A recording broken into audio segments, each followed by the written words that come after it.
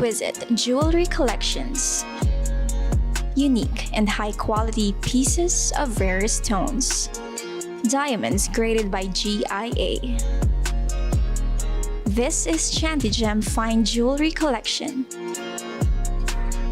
Discover our collections now at Ayala Malls, Manila Bay.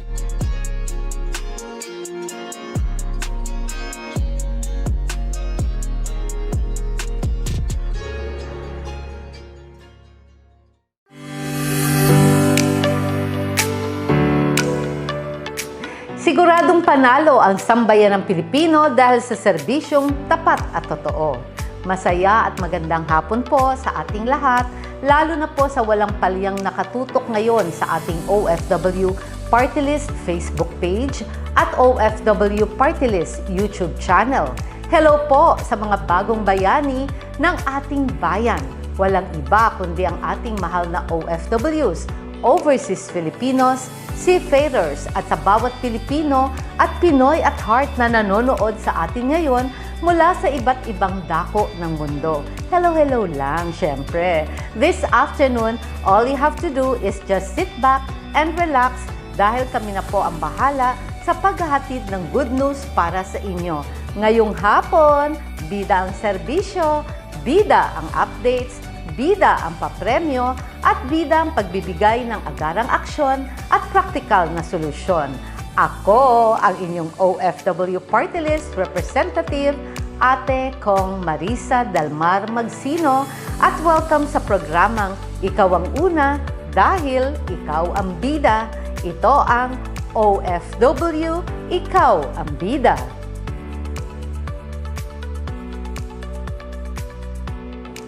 Tuloy-tuloy ang serbisyo ng OFW Party List sa Batangas. Muling binisita ni OFW Party List Representative Marisa Delmar Magsino ang 1st District ng Batangas upang personal na makasama at maabutan ng tulong ang ating 306 na benepisyaryo ng tulong pinansyal sa ilalim ng Assistance to Individuals in Crisis Situations o AICS. Kabalikat ang Department of Social Welfare and Development at Mayor J.R. Fronda ng Balayan, Batangas, lubos ang ngiti at pasasalamat ng ating mga kababayang Batanggenyo sa tuloy-tuloy na malasakit at kalinga ng inyong OFW Party List para sa kanila at sa kanilang pamilya. Samantala, bumuhos na rin ang tulong pinansyal mula sa OFW Party List para sa 500 benepisyaryo at OFW families sa iba't ibang lungsod ng Laguna. Sa ilalim pa rin ng Assistance to Individuals in Crisis Situations o AICS, katuwang ang DSWD na mahagi ng cash assistance ang opisina ni Ate Kong Marisa sa Kalawan, Laguna. Kaya naman lubos ang pasasalamat natin sa DSWD Region 4A at sa ating mga OFW Party List leaders sa probinsya ng Laguna upang maayos nating maibaba ang mga benepisyo para sa kanila. Hindi lang pinansyal na tulong, pero tulong panghanap buhay rin ang ibinigay ng inyong OFW Party List sa halos 350 beneficiaries mula Cabuyao City, Laguna. Kabalikat ang Department of Labor and Employment at syempre ang inyong OFW Party List, nagkaroon ng panawid kabuhayan ng ating mga kababayang Lagueños sa ilalim ng tulong panghanap buhay sa ating Disadvantaged o Displaced Workers o TUPAD program, kung saan naman may pagkakataon silang makapagtrabaho ng 10 araw bilang street sweepers sa kanilang lugar.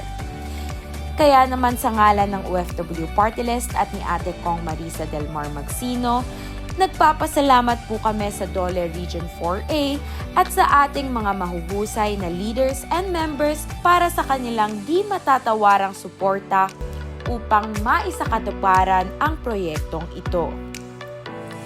Samantala, naging matagumpay rin ang mga implementasyon ng tulong panghanap buhay sa ating Disadvantaged o Displaced Workers o TUPAD program sa Muntinlupa City, hatid ng inyong OFW Party List kasama ang Department of Labor and Employment at ang tanggapan ni Senator Bongo.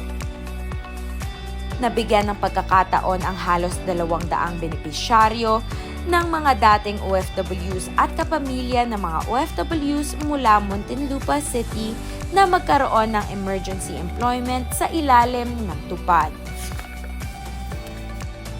Muli, sa ngalan po ng OFW Party List at ni Ate Kong Marisa Del Mar Magsino, lubos po tayong nagpapasalamat sa DOLE NCR at sa tanggapan ni Mayor Rufy Biazon para sa kanilang suporta na nagbibigay daan sa tagumpay ng programang ito. Sa patuloy na suporta ng ating mga opisyal, mga leader, mga miyembro at mga OFW families sa iba't ibang lungsod ng Pilipinas, patuloy nating mapapalawak ang ating serbisyo at paglilingkod sa ating mga kababayan. Dahil para sa OFW Party List, kayo palagi ang bida. Ito po muli ang inyong OFW Party List Secretary General Ces Adriano na masayang naghahatid ng good news sa inyo dito lang sa OFW Tulong at Serbisyo Center in Action, Bida Highlights of the Week. Isa rin po sa hashtag goals ng inyong OFW Party List ay patuloy na maging tulay at boses ng Pinoy all over the world. Ako po muli ang inyong OFW Party List Secretary General Ces Adriano at ngayong hapon ay sasamahan po ulit natin ang ating mahal na mama, aka Congresswoman Marisa Del Mar Magsino, na sagutin at bigyan ng agarang aksyon at solusyon ang iba't ibang issue at concerns mula sa ating mga OFW netizens na ating nahagilap sa comment section ng ating OFW Party List FB page. Welcome po dito sa Itanong Mo Kay Kong! Kasama na naman natin si Summer. Oh, gising ka na ba, Summer? Gising na siya ngayon. Di ka mamamaya, matutulog na naman. Okay. Okay. Isa na naman pong episode ang susubukang maghatid ng malinaw na sagot at solusyon para sa mga hinaing ng ating madlang netizens. Kaya ang tanong, handa ka na ba, Mama? Handang-handa. Oh, wow. Okay, so sasagutin na natin ang unang tanong mula kay Mr. Samuel Guevara Espinoza. Sabi niya, "Good day, Kong. Gusto ko lang pong itanong kung tuloy-tuloy po ba ang free medical consultation ninyo sa OFW Center dyan sa May Parañaque. Maraming salamat po sa pagsagot." Yes, Ces. Unang-una, papaalam natin, syempre, maraming salamat at inaabangan ninyo ang ating medical consultation dito sa Ayala Malls, Manila Bay, 4th floor, Macapagal, Parañaque, ang ating OFW Tulong at Serbisyo Center. Ngayon po, kinakailangan po kasi mag-list down tayo ng ating mga beneficiaries or yung ating mga pasyente para sa ating medical consultation. Para sa ganon, pagka meron na tayong certain number, ay doon na po natin i-schedule ang ating mga medical doctors dahil sila po yung mga volunteers. So, gagawin lamang po natin ito sa kanilang mga off day sa hospital. Kaya, kung kayo po ay interesado sa ating medical consultation, ipaalam nyo lamang po sa atin through our OFW Party List FB. Nandiyan naman po kompleto ang mga detalye at makakasigurado po kayo na mag-i-schedule po tayo. Ayan, thank you. Okay. So, thank you for that wonderful answer. Thank you, Kong Ces. Marisa. Thank you, Ces. Okay. Next na tanong naman ay mula kay Miss Connie L. De La Cruz. Sabi niya, "Ate Kong Marisa, ako po ay isang OFW at single mom. Pwede ko po bang ilapit sa inyo ang anak ko na magka-college sa darating na pasukan? Paano po mag-apply ng scholarship sa inyo? Sana po matulungan niyo po ako. Salamat po ng marami, Kong."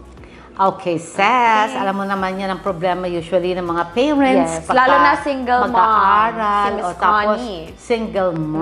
single mom si Connie. Okay, Connie. Alam mo, nakaka-relate ang karamihan sa ating mga mother, sa ating mga nanay.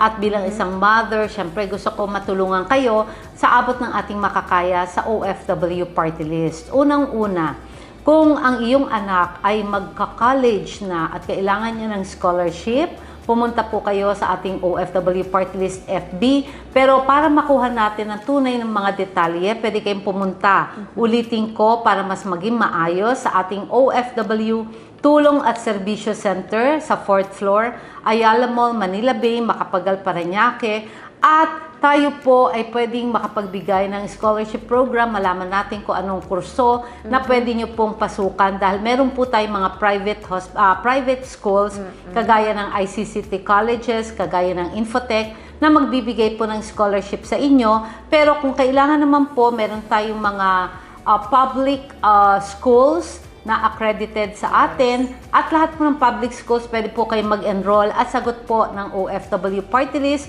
dahil yan naman po ay sagot din po ng gobyerno.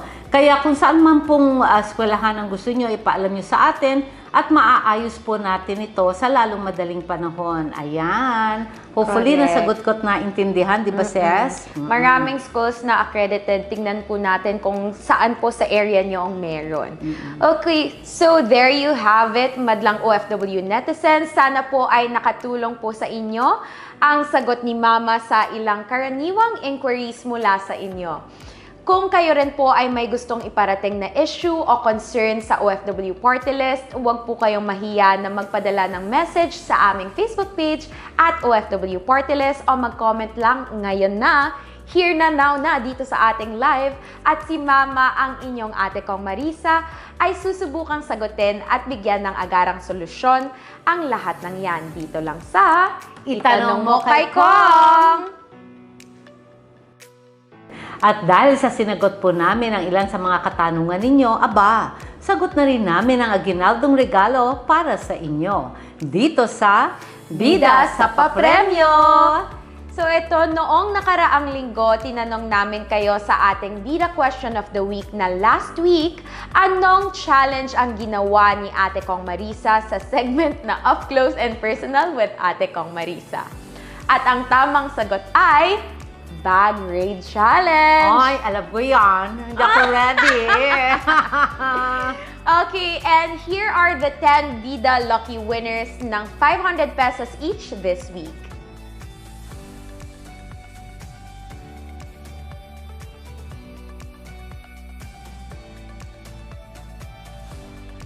Congratulations to all our Bida lucky winners! Kayo po ay makakatanggap ng 500 pesos each. Hintayin lamang po ang message mula sa OFW Party List para maklaim ang inyong cash prize. Super easy lang manalo, di ba? Kaya ano pang hinihintay nyo? Sagutin mo na ang ating Bida Question of the Week.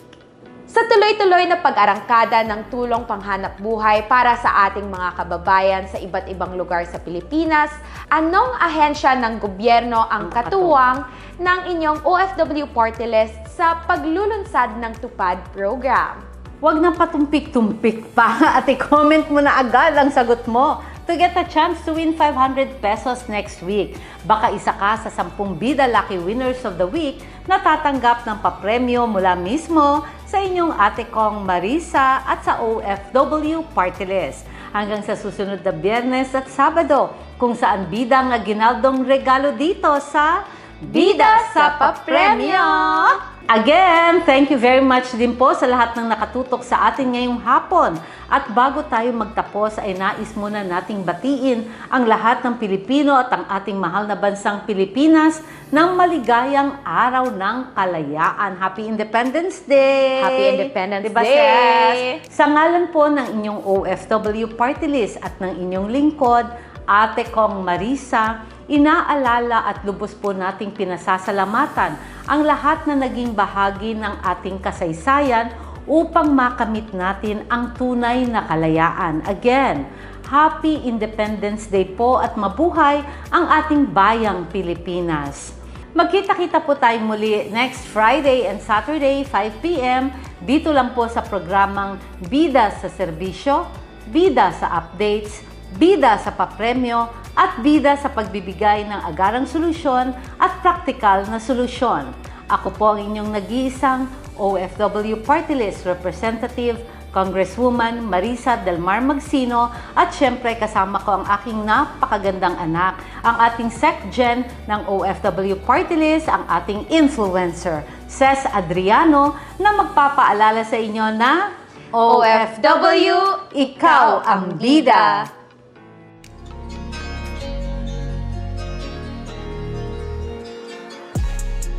Exquisite jewelry collections. Unique and high-quality pieces of rarest stones. Diamonds graded by GIA. This is Chantigem Fine Jewelry Collection.